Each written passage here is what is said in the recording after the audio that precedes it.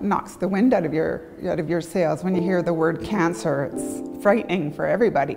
You know, you hear stories about other people going through it, but you just never expect it would be you.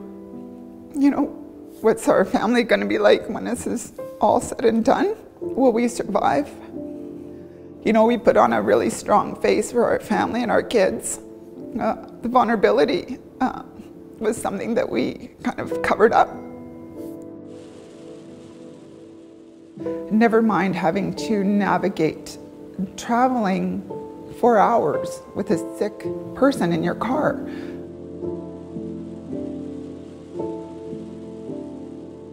Nine months of driving up and down the island. You know, we'd break it up into 2s or 3s. Maybe we'd drive to Nanaimo, we'd stay in Nanaimo, we'd then have to travel to Victoria. We'd do his treatments in Victoria.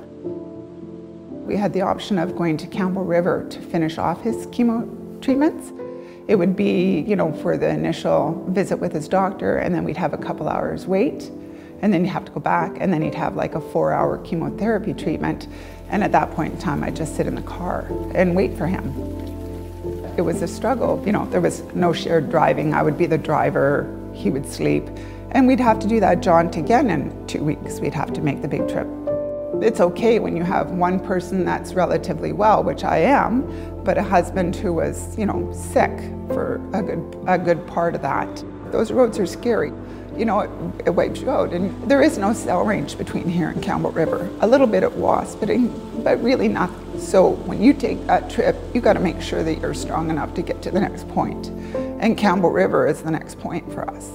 If you make it to Campbell River, then you're good, because if anything happens between Campbell River and Nanaimo or Campbell River and Victoria, you at least have cell range, and you have the opportunity to call if you need help. And you get tired. Sometimes those roads in the wintertime are long. You get tired. And pulling over isn't an option when you're dealing with a sick patient. You got to get home, you got to get them settled, you know, find that normal again for 2 weeks, and then back on the road you go. You know, sometimes you get down to Campbell River and we had nowhere to stay.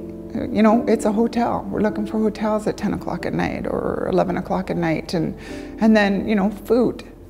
That's the next issue. Even Tim Hortons closes at 11. We bumped into that, you know, so it is daunting. It's a long journey. It's a really long trip. We had the option of having a place to stay that would be like home, where he could have climbed into a bed and been comfortable and maybe had a coffee pot or a little fridge that had something that I could have grabbed for him. Just the small things that make the difference that we don't have access to. So if you've got a place to stay and not have to worry about hotels, and super, super important for any outlying areas, and just knowing that there's a soft place to land when times are tough. You know, we don't know what tomorrow has in store for us. We just got to get through today. And today's the only thing that's important when you're going through something like this. Everything about this is daunting. You just got to take it one day at a time. We're doing good. We're struggling through. My husband's at the end of all of his chemotherapy, which is wonderful. And we're just trying to find a new normal.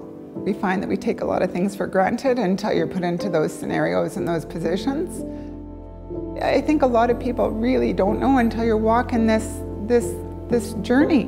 When you're going through such a trauma and such a altering life experience, the one thing you find comfort in is your home.